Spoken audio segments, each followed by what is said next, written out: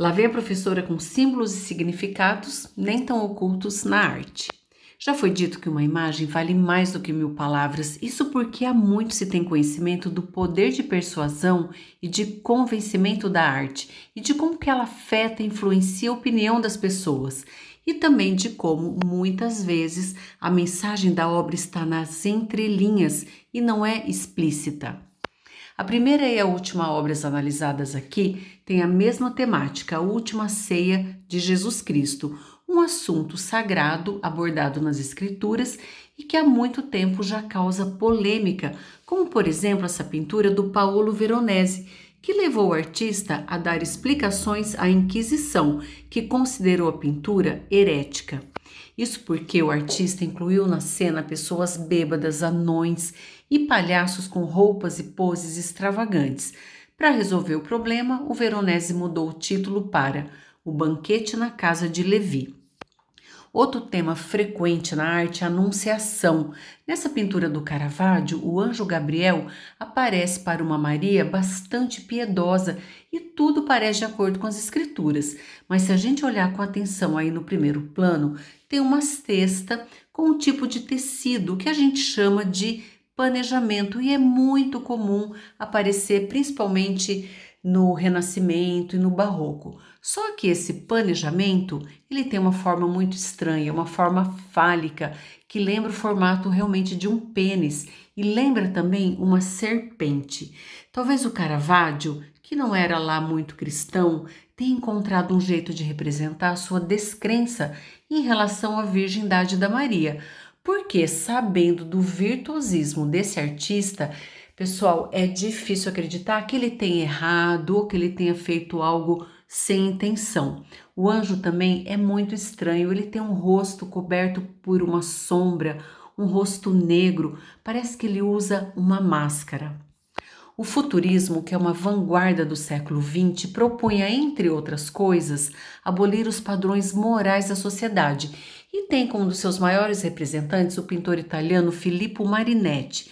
Nesse trabalho aqui do Marinetti, que é muito colorido, interessante, ele dá uma ideia de movimento com essas linhas onduladas, só que se a gente olhar essas linhas diagonais que aparecem no céu, elas vão formar um desenho de um símbolo muito antigo. Vejam aí se vocês conseguem perceber. É possível a gente visualizar, gente, a pirâmide com o olho que tudo vê.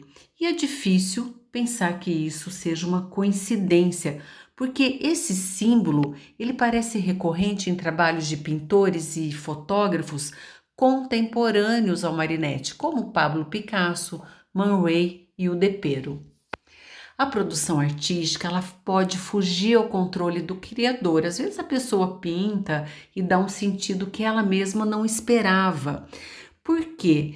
A arte, ela pode inferir sentidos de acordo com a percepção, com a leitura de mundo e com os conteúdos de quem observa aquela imagem.